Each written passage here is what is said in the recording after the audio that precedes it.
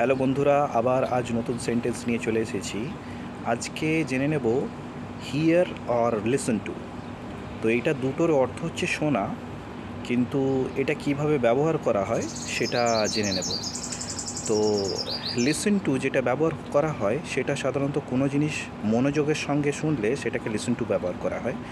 যেমন আপনি বলতে পারেন, আমি গান শুনছি, তো সেটাকে ইংরেজিতে কীভাবে বলবেন? ইংরেজিতে বলবেন I listen to a music or song. আর যদি হিয়ার ব্যবহার করতে চান তাহলে সেক্ষেত্রে বলতে পারেন যে এখানে অনেক শব্দ আমি তোমার কণ্ঠস্বর শুনতে পাচ্ছি না বা তোমার কথা শুনতে পাচ্ছি না। সেক্ষেত্রে বলবো here is too much noise, I can't hear you.